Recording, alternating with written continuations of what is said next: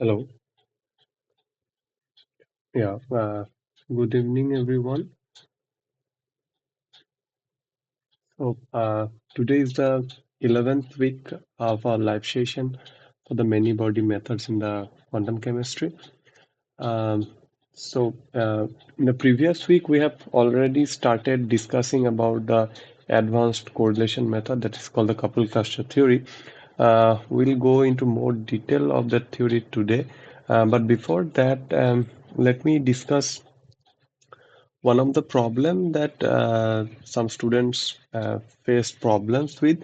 So I'll discuss the solution of this problem. Then after that, we can go to the uh, discussing the more advanced theoretical details of the coupled cluster theory. Okay, so in this question, it is asked that the correlation energy for the full CI wave function, uh, excuse me, yeah. So it says that the correlation energy for the full CI wave function, where your uh, phi zero is the CI wave function, psi zero is generally your Hartree-Fock or reference, and then on top of that you have the singles, you have the doubles and triples and so on. And it is given that four option. The first option says the correlation energy is the psi 0 h minus e Hartree-Fock psi 0 and psi 0 h phi 0, and there is a in the third option you have a doubles amplitudes and this matrix element, and in the fourth you have the Hamiltonian is sandwiched between the wave function phi 0. So let's discuss. So your phi 0 is the configuration interaction wave function, right? So you can write the Hamiltonian when it operates on phi 0, it gives you the Ci energy and phi 0, right? If we treat it as a eigenvalue equations in a full Ci, so if this is a full Ci, then that is the exact wave function of your Hamiltonian, and you can write it in that way. So the first thing is that now when you operate the phi 0, so if let's say now you from the left you project with psi 0, um, which is your reference determinant. Then what you have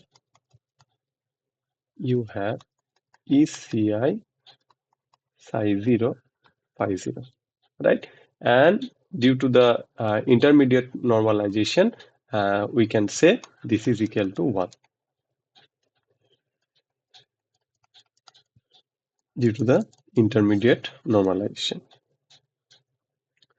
Now, so I can write E is equal to, or is the basically the Ci energy is psi 0 H phi 0, right? Now you expand the phi 0 on the gate side. So now you can write it psi 0 H. Now you are given these forms.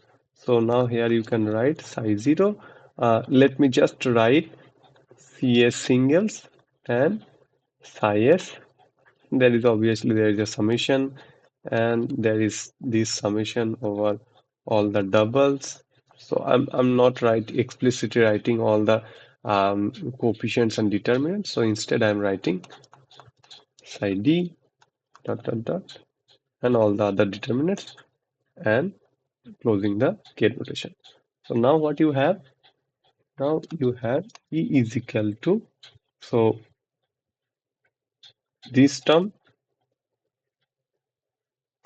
reference Hamiltonian reference, then a reference Hamiltonian, and obviously you have some Cs and summation over all the single space and singles, and you have doubles psi 0 H psi doubles triples psi0 H psi triples, or let's write it here, or you have doubles psi0 H doubles triples,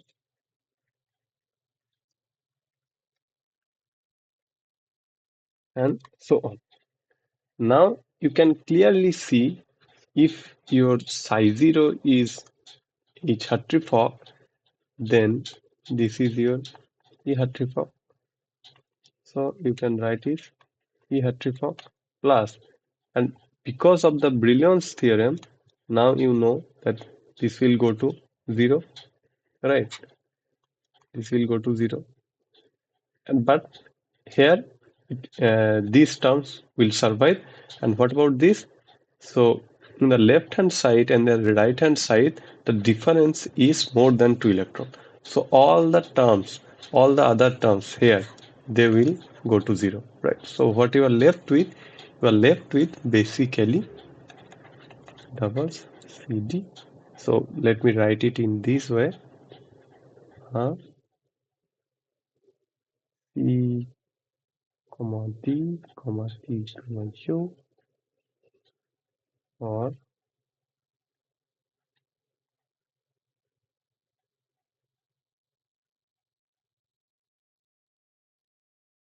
CD, TU,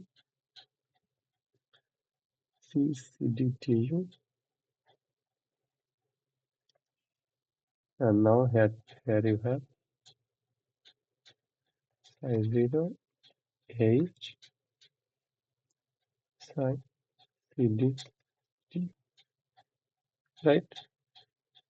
Now in the answer, which is basically the this one, right? So here they have just switched the all the notations here, actually ABRS, but the meaning is basically the same. So right now this is your E Hartree-Fock and this is your energy. So what is the correlation energy? The definition of correlation energy is this, right? So which is your correlation energy? Which is this term, right? And you can also simplify this a bit using the Slater rules, right? So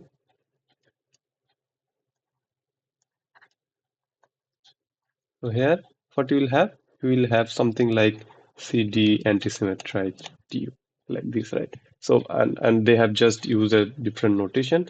So they have used ABRS, right? So instead of CDTU, they have used ABRS, but actually the meaning is just the same. So the E correlation is nothing but this energy in your CI, full CI wave function. But the interesting thing, you might now think, so then why we need to go beyond the doubles, right? Because in the correlation energy, you can only see that uh, that the coefficient from the doubles is all like only contributing, right? So then why do we need to even go for the full CI?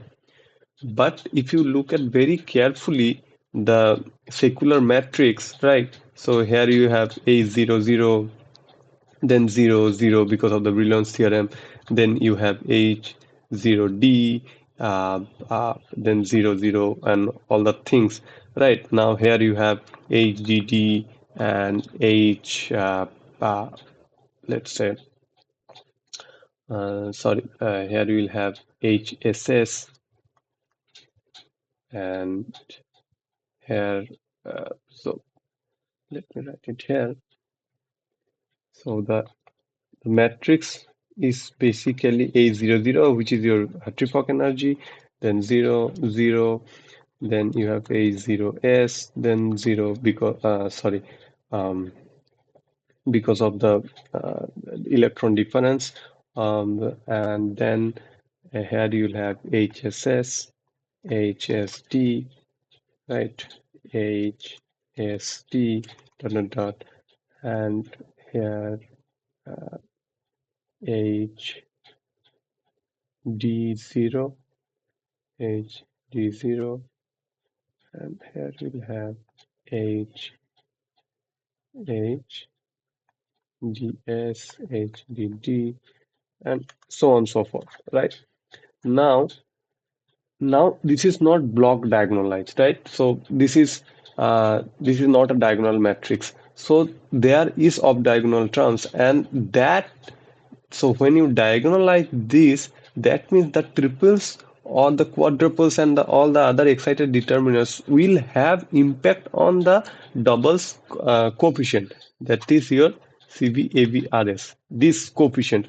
So these coefficients will be indirectly modified by the contribution from your triples, quadruples, and all other excited determinants. But in that correlation energy, the expressions it contains only the doubles um, um, coefficient, but this coefficient is modulated by the other highly excited determinants, right? So if you don't consider that, you are ignoring those effects. So that is the thing, right? So the right answer is the third one.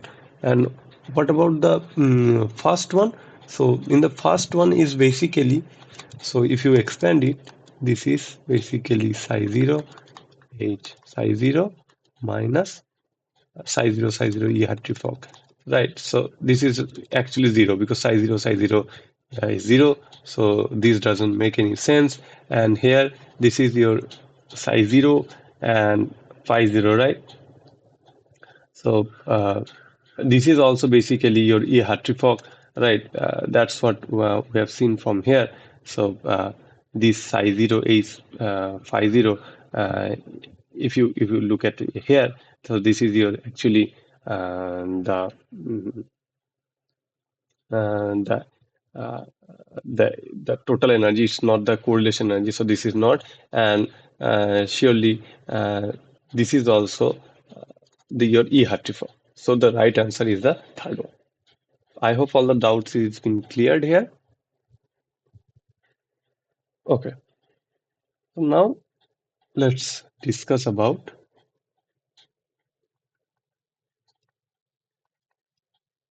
the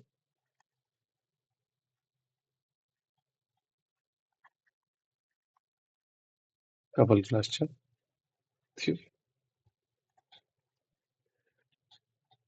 So in the previous class, we have started the discussion with that any truncated CI is basically not size consistent,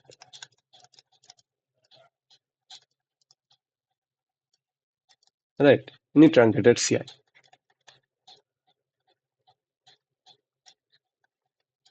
So then we defined a new answer or a new approach where your wave function is a is parameterized with a exponential answer e to the power t, and which acts on the reference determinant. So that is basically the the the starting point of the couple cluster theory, right? So now this T, so I'll just recap all those things very briefly, then we'll go to the new ones. So this T is basically your cluster operator, and which is basically the singles T1, T2, T3, and so on. Then we have told that we actually start with the time independent Schrodinger equation, and this is your H psi is equal to E psi, right? Then uh, then we told that now let's expand this. This is e to the power t phi 0 e to the power t phi 0, right? Now if you left project this with the phi 0, then sorry, phi 0, that is your reference determinant,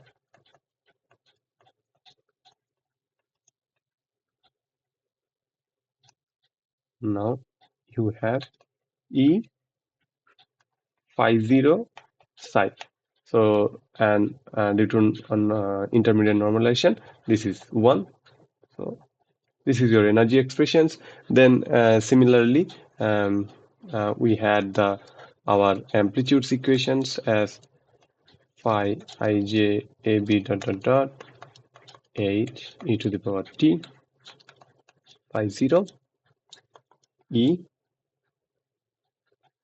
phi ij ab dot dot dot e to the power t phi 0.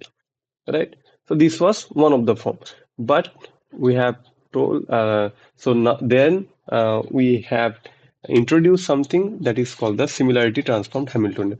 So what we actually have is so before going into that, we also discussed about the the normal or natural truncation of the energy expressions. So let me just quickly discuss that. So our energy expression is phi 0 h psi. That is your E, right? Now this we have written h phi 0 is E, and then 1 plus t plus t square by 2 factorial and then phi 0 is E, right? Then we have told that so this is your phi 0 h phi 0, this is your E Hartree-Fock, and then you have phi 0 h t phi 0, this term, and 1 by 2 factorial phi 0 h t square, sorry, t square phi 0, and all the other terms, because now what other terms you will have? You will have t cube, t to the power 4, and all the other terms, right? Now we know that only those terms where the difference between the reference, that is your in left hand side, you in the bra you have the phi 0, right? So to the Hamiltonian has only 4 hands, right? In at max 2 electron operator, so 4 creation ionization operator. So t cube and t to the power 4 terms, so all the terms will not be contracted, so all the terms will go to 0 only up to this term. So up to these terms it will survive, and all the other terms will be actually 0. So now, and this will be your the energy expression. That was the natural truncation we have already discussed, right? Now we have introduced the similarity transform Hamilton. So on this, I don't remember that whether I have discussed about the Campbell-Baker-Hausdorff formula or not, but yeah, so we'll start from here. Give me a second.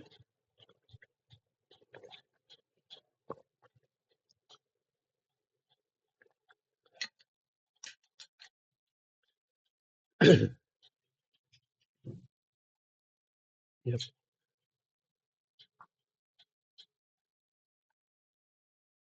So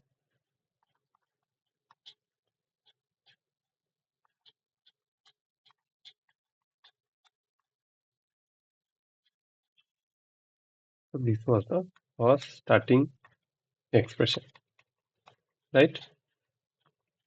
Now, in the left, you multiply with e to the power minus t, h e to the power t phi 0. This e is just a number, so e to the power minus t, e to the power t, this will be 1, right? So, and we are denoting this as h bar phi 0 you have 50. Like, so it looks like a eigenvalue equation of the operator h bar. So h bar, we call this as the similarity transformed Hamiltonian. We'll come back to its properties, right? Now, in this equation, if you left project with, and this is two very important equations, with phi 0, you have the energy equation, right? This is one important equation, and the second is called the amplitudes equation. Now, if you left project with singles, with doubles, with triples, and so on, here actually in this expression,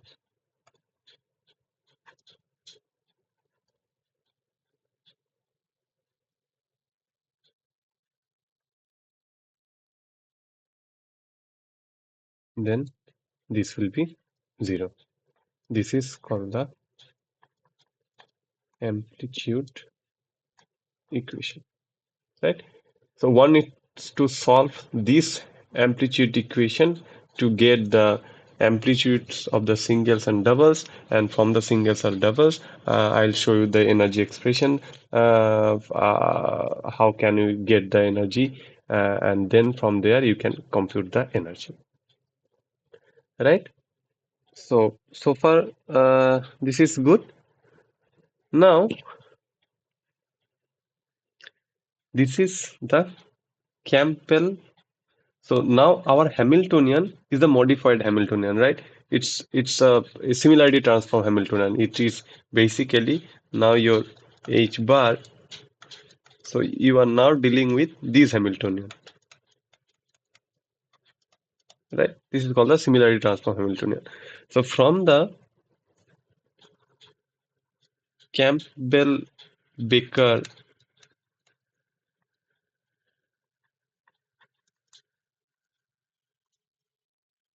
house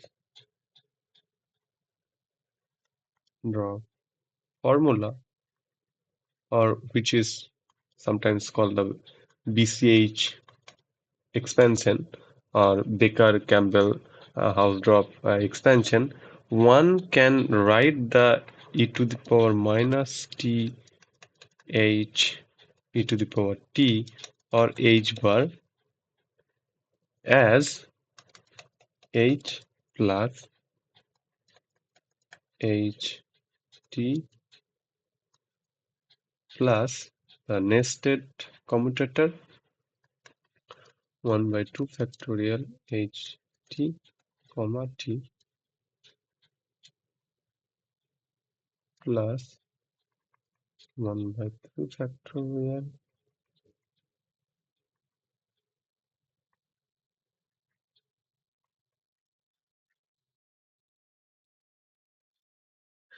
yes. So you have 1 2 3. I will only write up to, so here 1 2 3. I forgot one more bracket here. 1 2 3 4 h t comma t comma t comma t. There are other terms also, but I will show you that this is also a natural truncation, that only up to this term it survives. 1 2 3 4 5 up to fifth term. All the other terms, this actually goes to 0.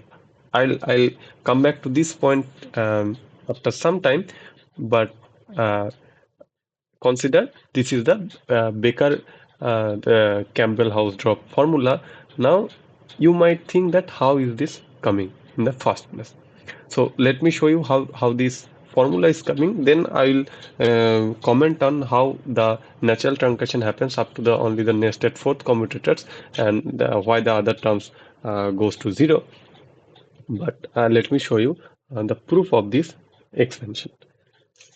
So in our previous assignments, we have touched something on this, and then we have told that why this is important to do those assignment problems. But yeah, so this is sometimes called the Hadamard-Lemma equation also. So um, let's not go into that. Let's say, so we had e to the power minus t h e to the power t, right? So we had e to the power minus t h e to the power t. So this was our similarity transform Hamiltonian, right? Now let's say we define a parameter called lambda, and we call this as f lambda. So this lambda will be used to track the order of the expansion, right? So now if we put, so at lambda is equal to 1, so when if you put the lambda is equal to 1, you get back the your actual similarity transform Hamiltonian, right? So we can expand on the basis of this lambda, then we can put lambda is equal to 1 to get back our the formula of our original similarity transform Hamiltonian, right? So now let's do a Taylor series expansion. Taylor series expansion near lambda is equal to 0, right? So how are we going to write the Taylor series expansion? We're going to write f lambda is basically f0 plus lambda f dash 0 lambda square 2 factorial, like this, right? Now what is this f0? If you put lambda is equal to 0, you are only left with the bare Hamiltonian, right? Okay. Now what about the first derivative? First derivative. That is, we need to find out the f dash 0, right? So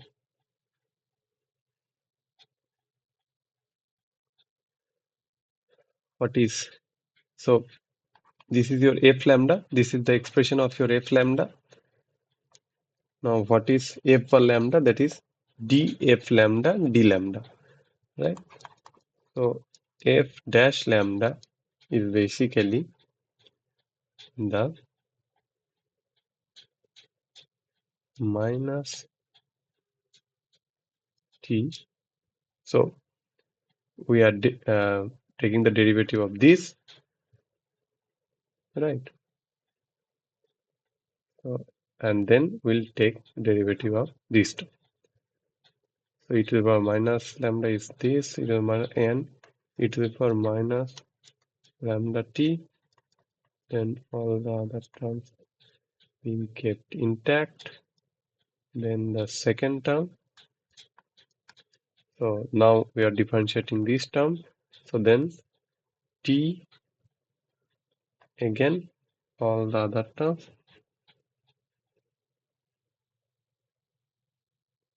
Yeah, so we have to maintain the order, correct order here. E to the power minus lambda t h e to the power lambda t t, right? And what is this? And this. This is t cap f lambda plus f lambda t cap, right? So f lambda is also a operator, right? So now this is, you can easily see, this is f lambda commutator t, right? Now we have to find out the f dash 0. So let's put lambda is equal to 0. So f dash 0 is basically f0 t. And what is f0? We have already seen f0 is t. So f dash 0 is h comma t. Right. Now let's find out the second derivative.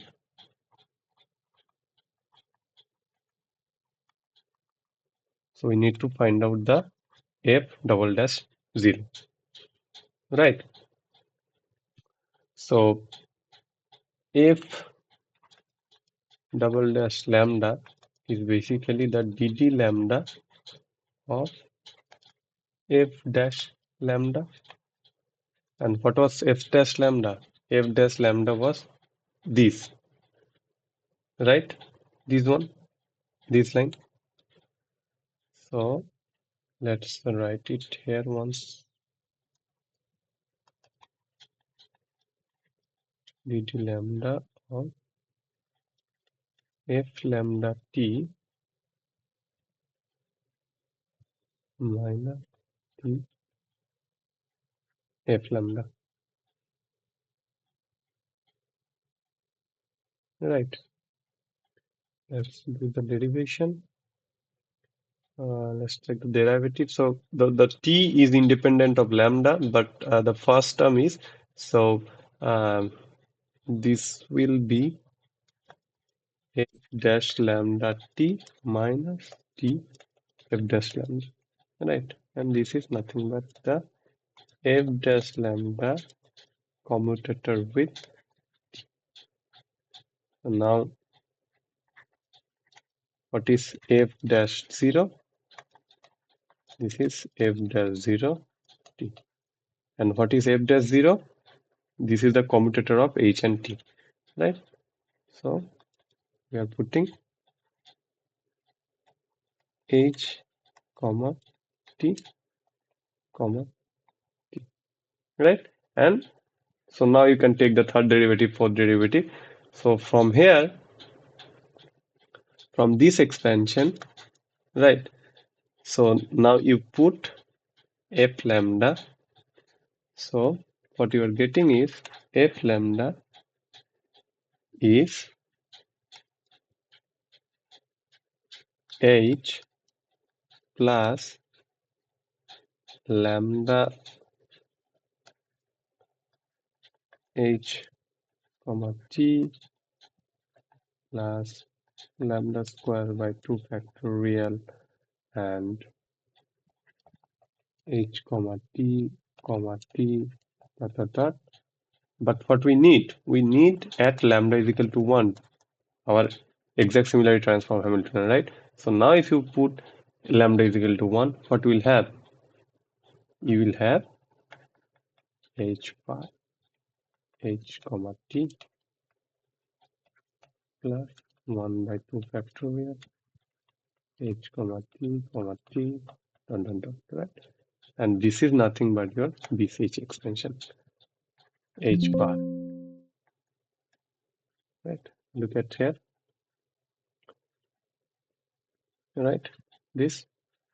So this completes our proof that we can actually show that by introducing a factor or parameter lambda, we can show that that order by order expansion gives the BCH formula.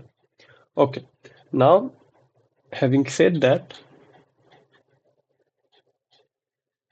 let's see um, that. So I'll just make a duplicate of this.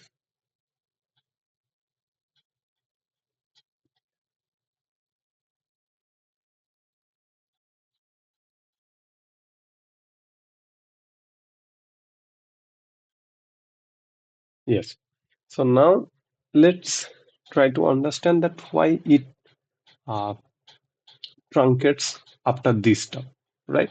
So for that, so I'm not putting any operator here. You just assume that the operator signs are there.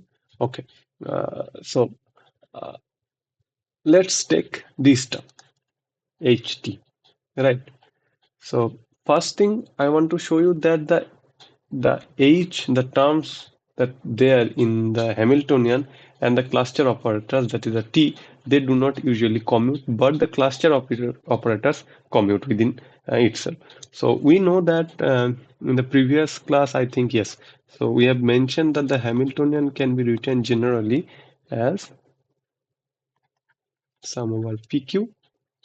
So PQ is general index. It can be occupied. It can be virtual. So A P dagger AQ plus 1 by 4 PQRS.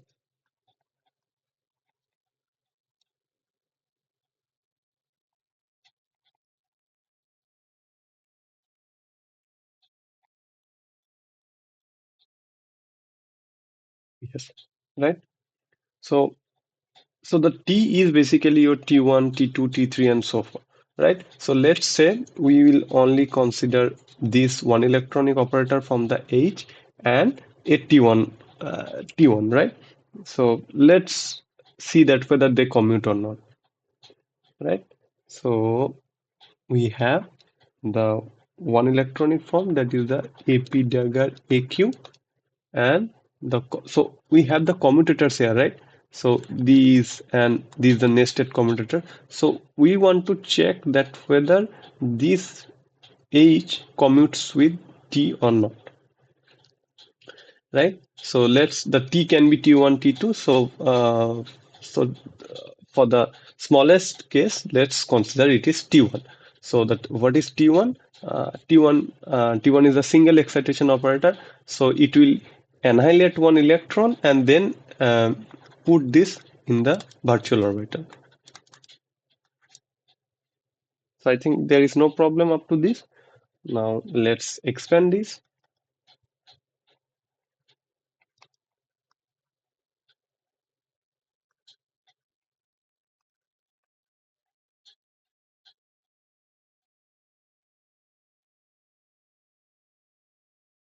Dagger AI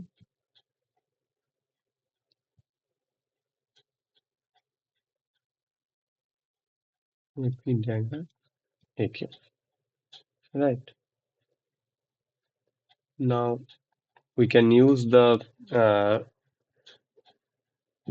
anti-commutation relations of the annihilation and creation operator, and we can switch this place and we can write AP dagger is delta QA minus AA dagger AQ AI, and here also A dagger. So between these two lines, delta IP AP dagger AI AQ. This we can write AP dagger, or write delta QA AP dagger AI minus AP dagger AA dagger AQ AI, and here we have delta IP AA dagger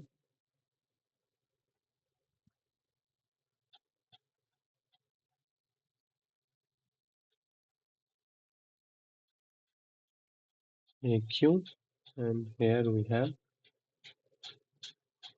A dagger, AP dagger, AI AQ.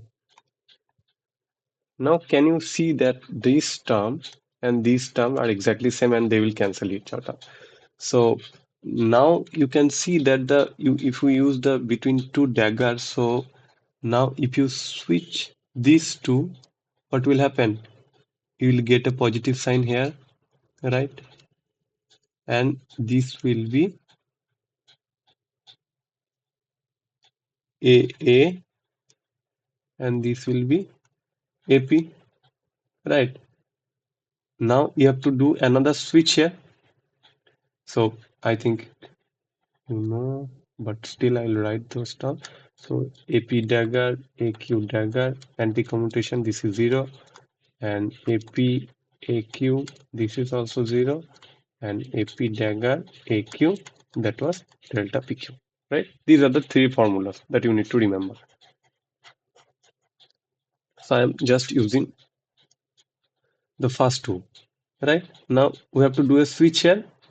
So it will be a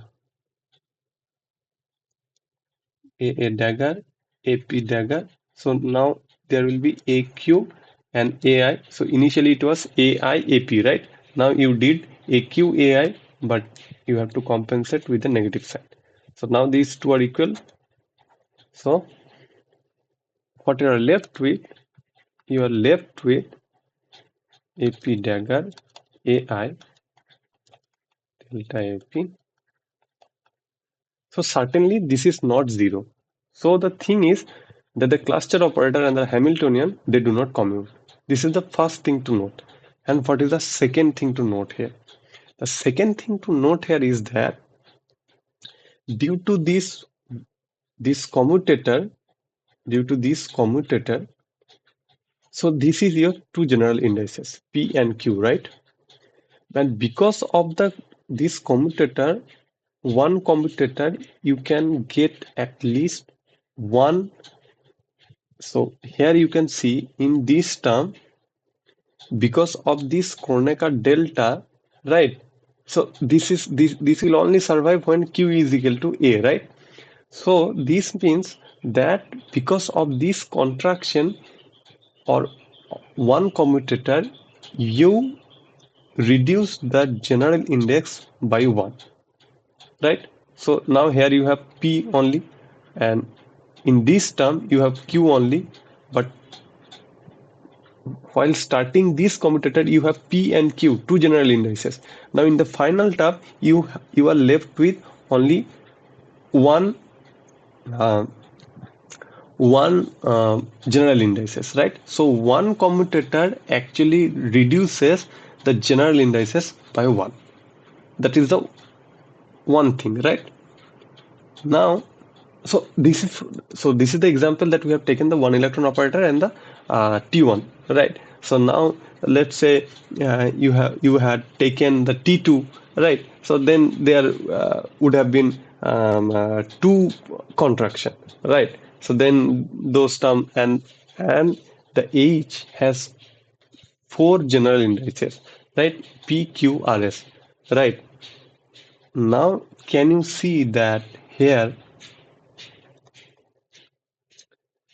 So at max, it has 4 indices, right? So you need at least 4 contractions. So here, one contraction will happen, right? So it will reduce the indices, let's say by 1 only. Then you have another contraction here. So here, it will reduce the general indices by 2. Now come back to here in this term. So here it will be 1, then 2, then 3 contraction, then 4 contractions. Now because of these 4 contractions, now you don't have any general indices left here, right?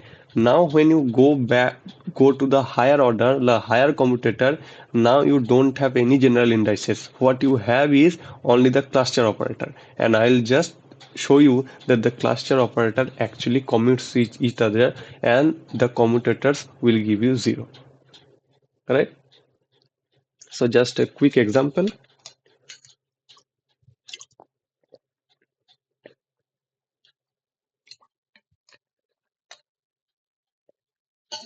let's say T1 and T2.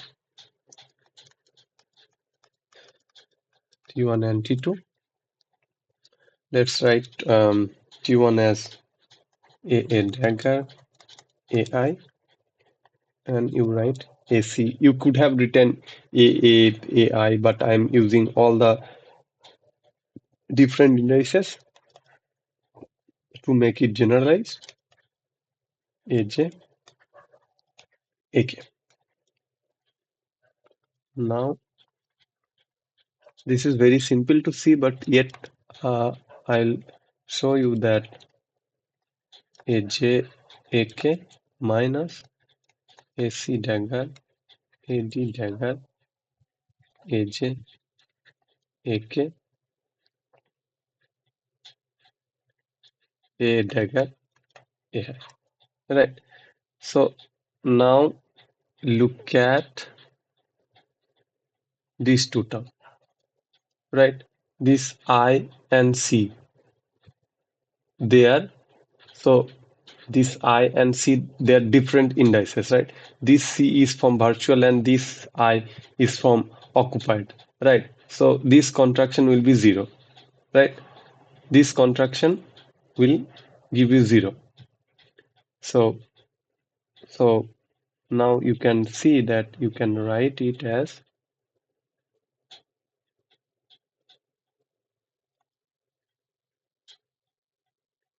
this will be a dagger, a C dagger, AI, AD dagger, AJ, AK, and a minus sign, right? Then again, this AI and AD, AI, a plus sign, right? So now you have ACD and IJK, right? Now let's try to arrange in the same order. So now you can see you have to so if you see here K and A, because of this switching, you will have a positive sign here, right? So S A D A J A dagger AK AI, a positive sign. Now you want to uh, get back this J and A, so A dagger and AJ. AC AD A dagger AJ, right? Now you'll have a negative sign here. Now if you can see that if you switch this I here from here to here, the sign won't change, right? And this A dagger to here, there will be two sign change, right? So it will stay negative, and this will be this is positive, and they will be exactly same, and it will be 0. So here, when the four contractions happen, so there is no general indices. So in the next thing, what you are left with, you have, so you can see here, you have only one general indices, right? So uh, you have only one general indices. So when all the contraction happens, so there is no AVP dagger. So let's say there will be something delta PB or something like that, and there will be this left with the cluster operator, right? So in that thing, so all the higher order commutators or the nested commutators, they will see only the cluster operator that is there in the commutator. So all the higher order terms will be 0. So that is also a natural truncation. It doesn't depend on the number of electrons. It doesn't depend on the truncation levels of the T. So in the CCSD, you truncate up to T1, T2. So in the CCSD-T, you take T1, T2, T3. So it doesn't depend on the level of truncation. So it generally truncates, naturally truncates this one and the energy expressions as well.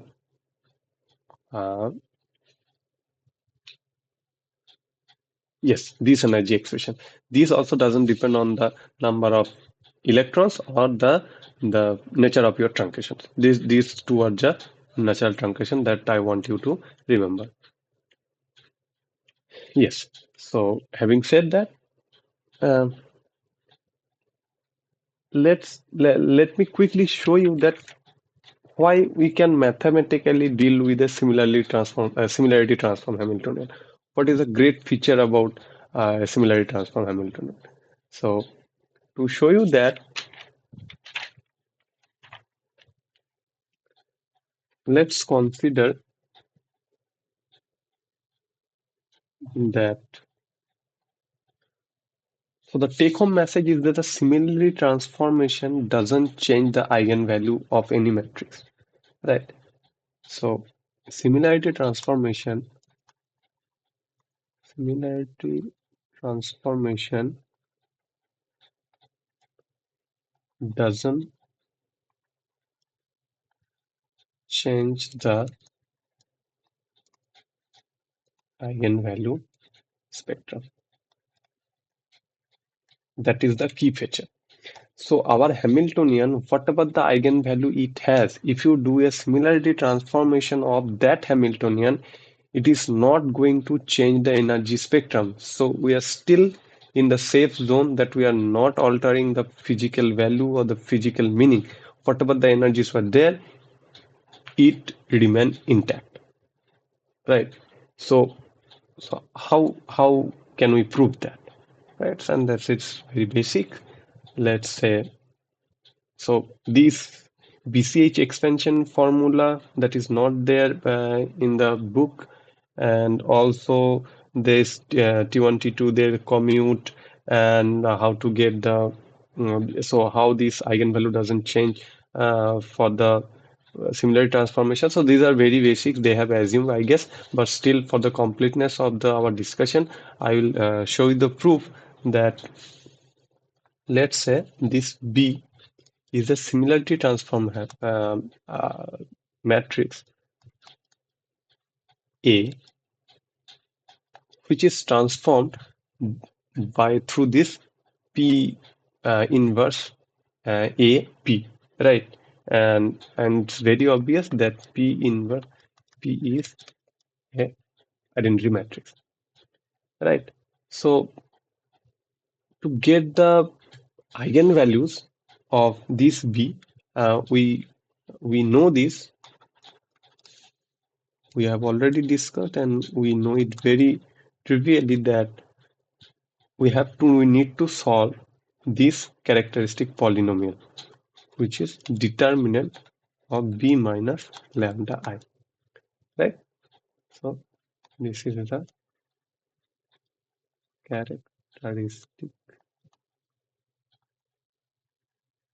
polynomial.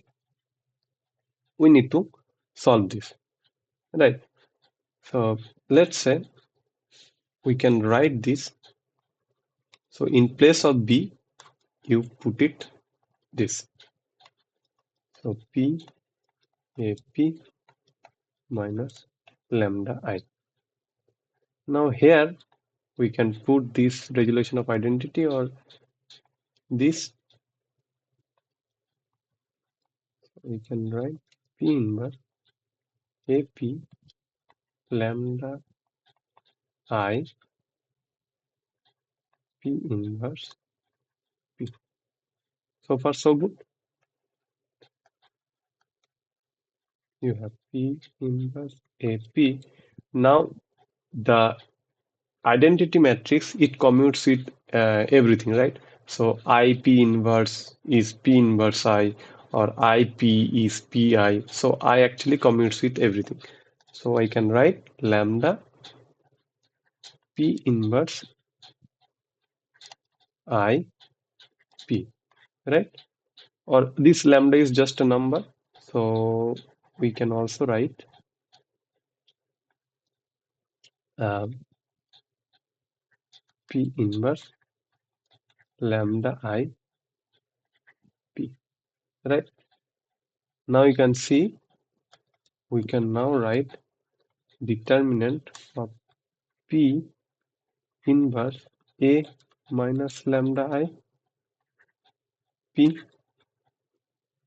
right?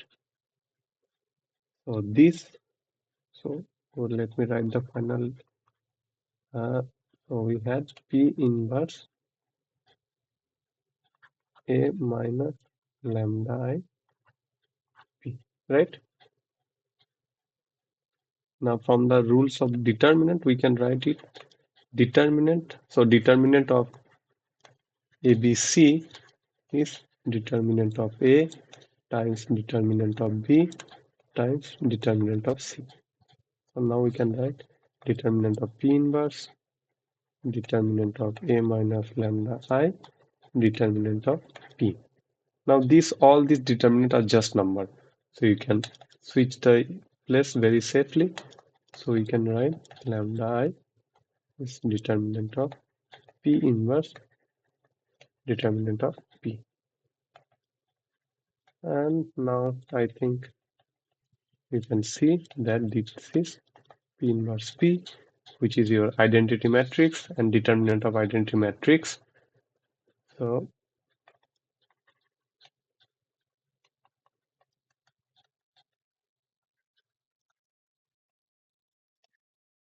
determinant of identity matrix is 1.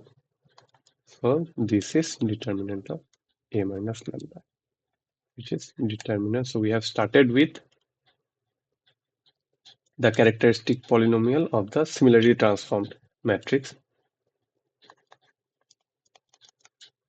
So if the characteristic polynomial is same for the both two matrices, that means is that the eigenvalues of these two matrices remains the same, right? So this is one of the great feature of the similarity transform Hamiltonian. Now what actually then changed due to this similarity transform Hamiltonian? So that you can see from here that the eigenvalues remains the same, but the eigenvectors actually has changed. And how do they relate it? So let's say our initial matrix was A, right? And its eigenvector was V associated with the eigenvalue lambda and this eigenvector, right? Now we can write it as A P P inverse, because P inverse is identity. I can put identity here. There's no problem. Right. This is lambda V. Now we can left multiply with P inverse A P, right? And we have P inverse V, and so lambda is just a number. So P inverse V, right? And what is this? So this is nothing but, I'm writing it here. This is B, the similarity transform matrix. Now its eigenvectors has changed, which is the P inverse V. So initially it was V. Now due to the similarity transform Hamiltonian, it has the same eigenvalue lambda, but the eigenvectors is now P inverse V. Alright. So this is what have changed, the eigenvectors, but the eigenvalues remains the same for the similarity transform Hamiltonian. Okay. Now let's get back to the coupled cluster theory. So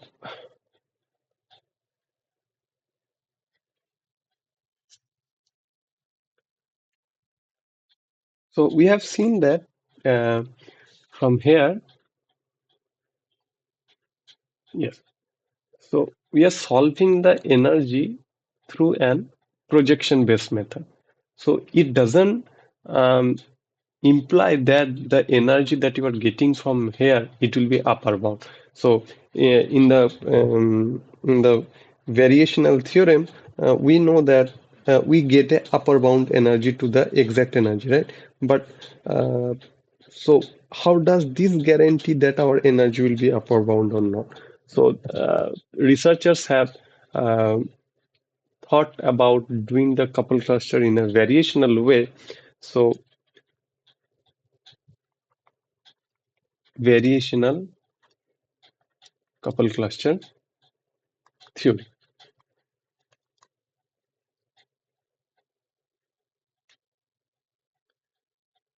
So when the T operator is truncated, so there is no guarantee that it will be an upper bound. So we can define an energy functional that we usually do is psi h psi divided by, and then we can variationally optimize. But you will quickly see that rather this is even more complex than our previous equation. So now here we can write phi 0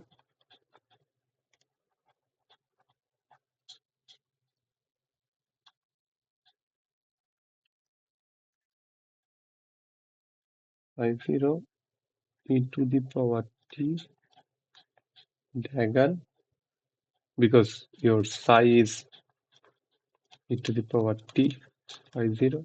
So I'm just writing the bra part of this, and here you have the Hamiltonian, you have the t phi 0, you have phi 0 t dagger to the power t phi 0. Yes. Now, um, now you can see that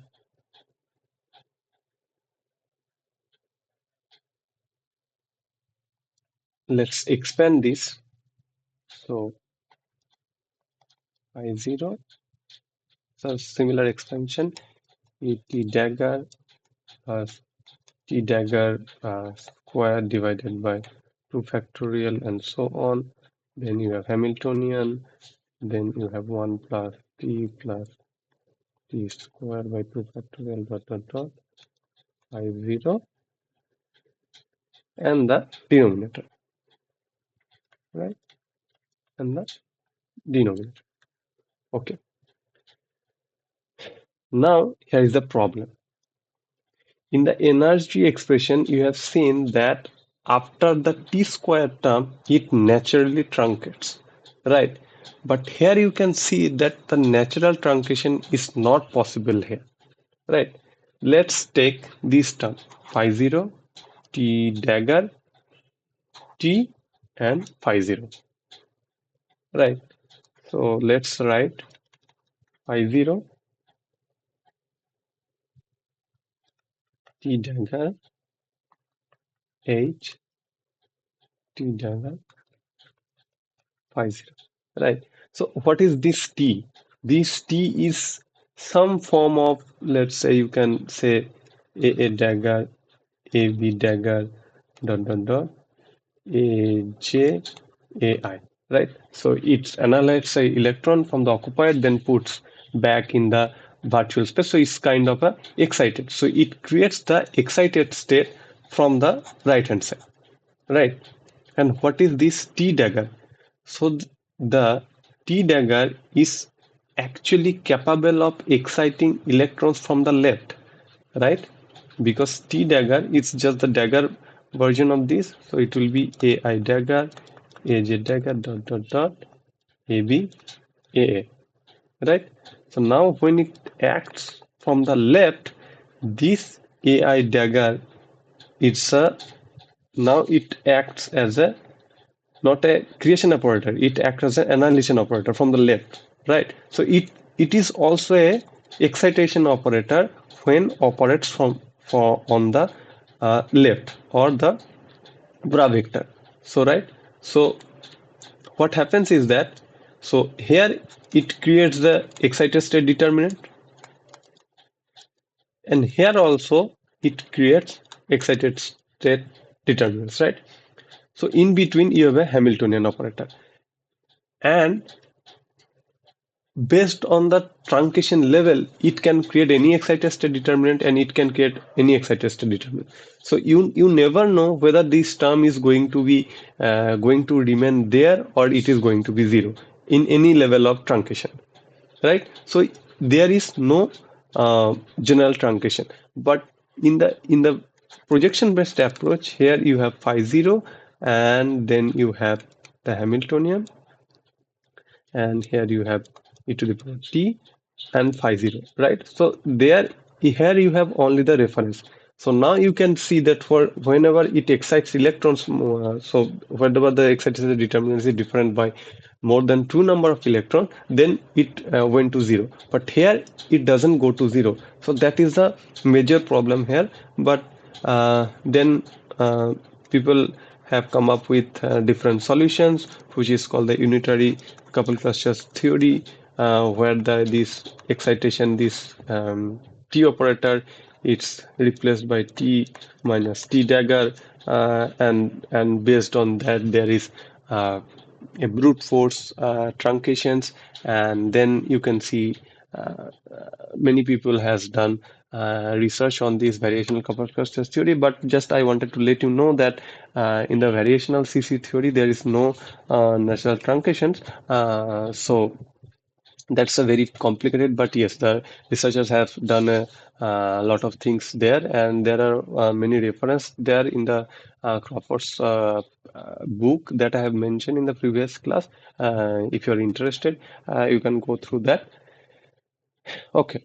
uh, so another thing I want to mention, that your H bar, the main problem with the couple cluster theory is that the H bar is not Hermitian, right? So H bar e to the power minus t h e t. It's not Hermitian, right? You take a dagger of this. So now what you will have? You'll take a dagger here, taking a dagger here. Now you will have ht dagger h e to the power minus t dagger, and it's not equal to e to the power minus t h e to the power t. As this is not Hermitian, so now here you need to solve the left eigenvector. That I'll just discuss briefly. Give me a second.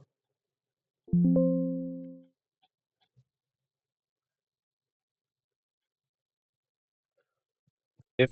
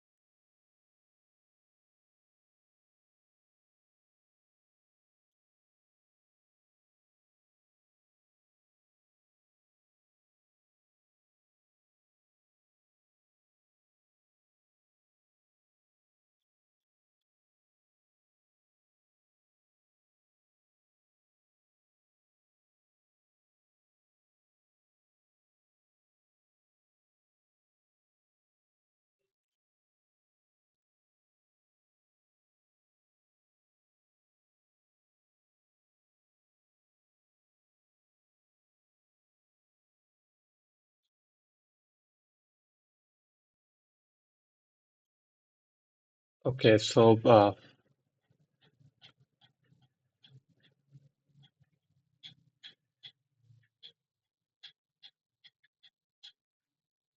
we've discussed very little about the variational CC theory. Uh, now, let's see in the CISD. In the CISD, we form the Hamiltonian matrix in the basis of the singles, and so in the CISD in the basis of singles and doubles and the reference, which is basically your ESCF or Hartree-Fock, H0, H0D, 0 HSS, ST,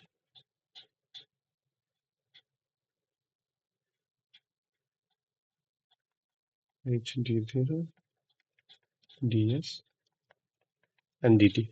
Right? If you diagonalize this matrix, you get the correlated ground state energy as well as the excited energy, excited state energy. Right? And you can see that this SD and DS, these are just the Hermitian conjugate of this, because in the CISD, your Hamiltonian is Hermitian. Right? So that is fine. Now, in the CCSD approximation, if we try to do in the similar fashion, let's try to um, write the matrix for the CCS, the similarly transform Hamiltonian in the singles double space. You can see this is ECCSD because uh, phi 0 H bar phi 0 is ECC. We have already defined, and any phi ijAv H bar phi 0 is 0. So the first column, this is 0.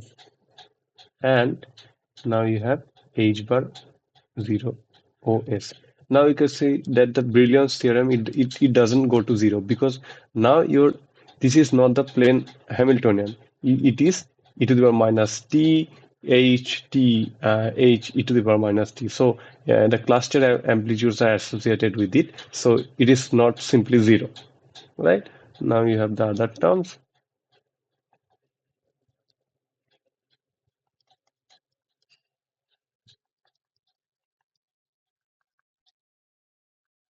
Yes, and h bar dt, right? Now you can see that uh, these SD and DS, they are not simply just the complex conjugate of each other, because your Hamiltonian is not Hermitian, that I've just shown you. So you cannot just take the whatever the right vectors you got, you take the complex conjugate, and this is not simply the left vector. So that is the problem, right? So what I mean to say here is that, let's say you have singles H bar phi d, its dagger is the SD. Its dagger is not just simply the phi d H bar phi s, right? Because I'll just show you that you have to solve the left eigenvectors for the coupled cluster theory separately. So as the Hamiltonian is non-Hermitian, you have to solve the left hand eigenvalue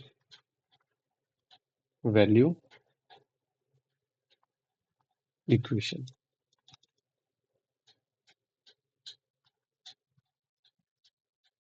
which can be written as, so where L is the your left vector,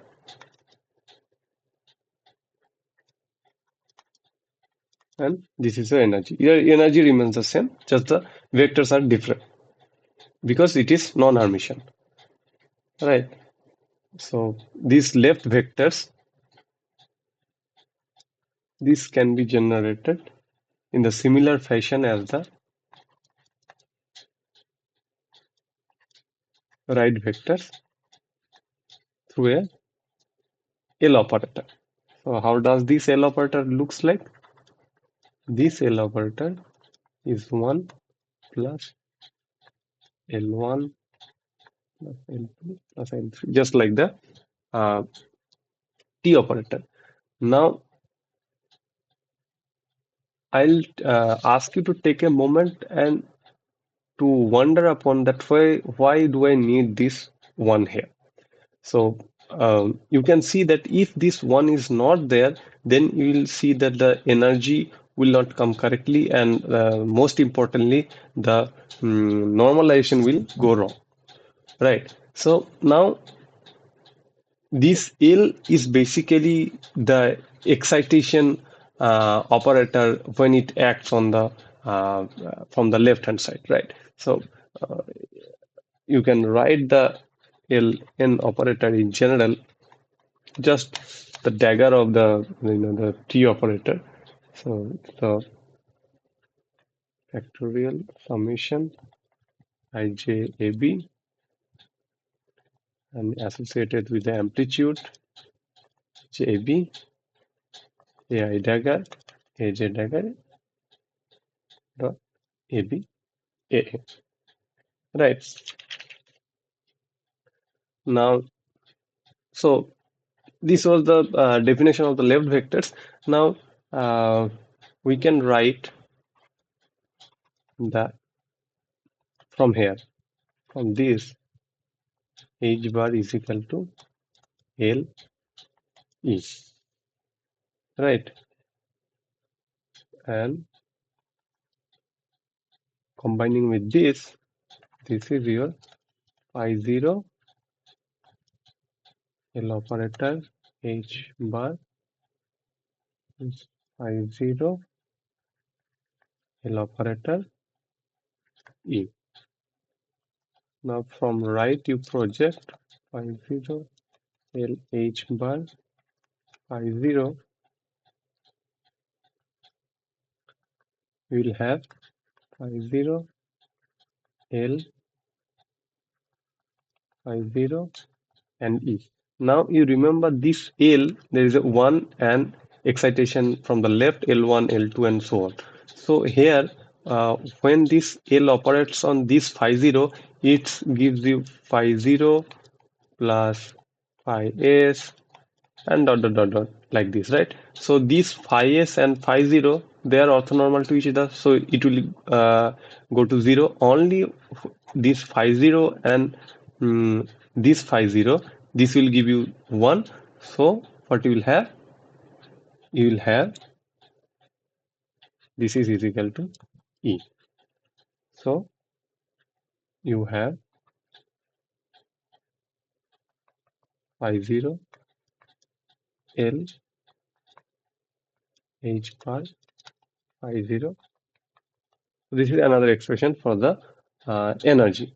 Now it can be generalized. So far we have discussed for the ground state. So now it can be generalized to the excited state as well. So we had this relation before, that H bar phi 0 is equal to E phi 0. That was for the ground state. Now in general we can write H bar, so if we, it's the operator R phi 0 EM RM phi 0. So this R is basically a linear operator,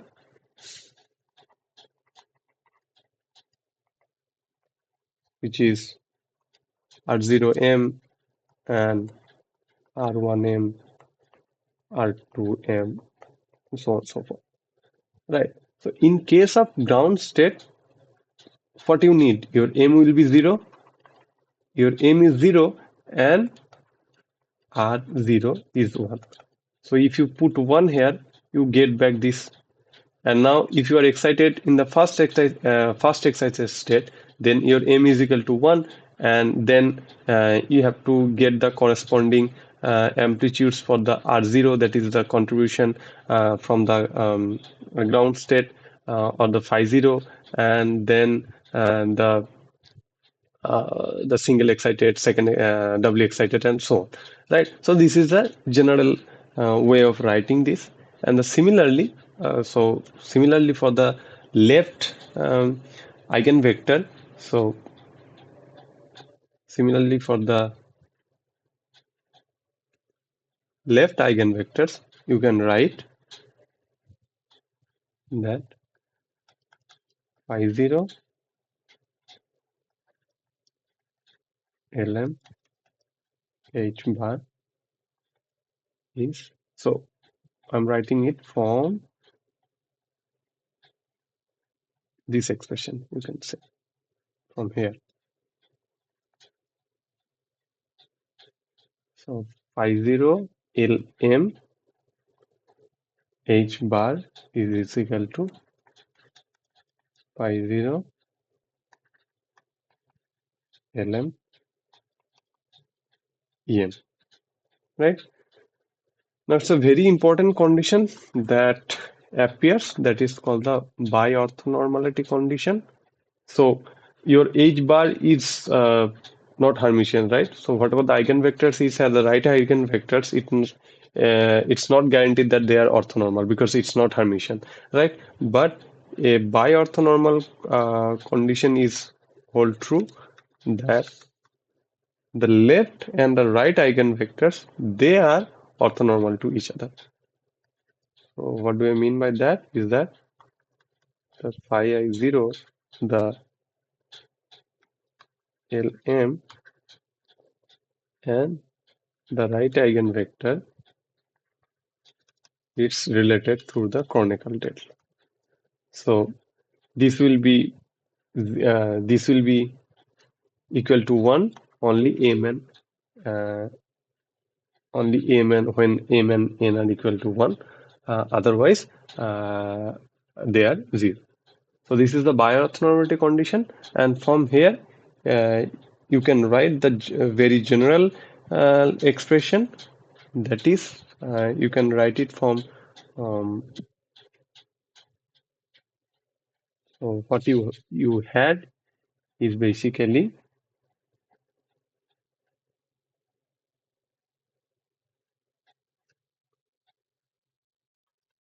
Em is I0 Lm h bar Rm phi 0. This is the general energy expression, right? So you may wonder that how we are getting this. So start with this equation, h bar Rm phi 0. So h bar Rm phi 0 is basically Em Rm phi 0. Now if you left project with this, you have phi 0 Ln h bar Rm phi 0. Now Em is a constant. So let's project with n, L, Ln. So you have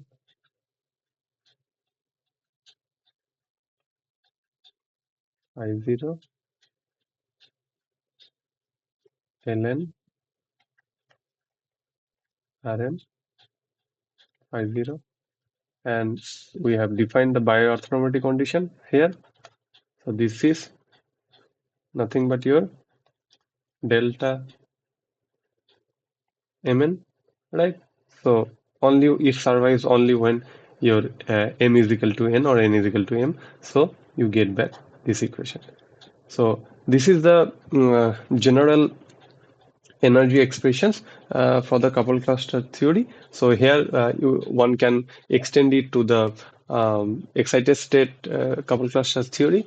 So in the next class, which is famously known as the equation of motion couple cluster theory, there are also other variants that is called the linear response theory that I'm not going to get into. But in the next class, I'll try to discuss on the equation of motion couple cluster theory or the Wick's theorem. And from that, if we have some time, we'll try to discuss the Wick's theorem or the diagrammatic construction, how you can get the couple cluster theory not very complicated through the Wick's theorem, but from the diagrammatic approach that is very general. But in the only one class, I don't know how far I can go, but we'll see. Okay. Thank you so much.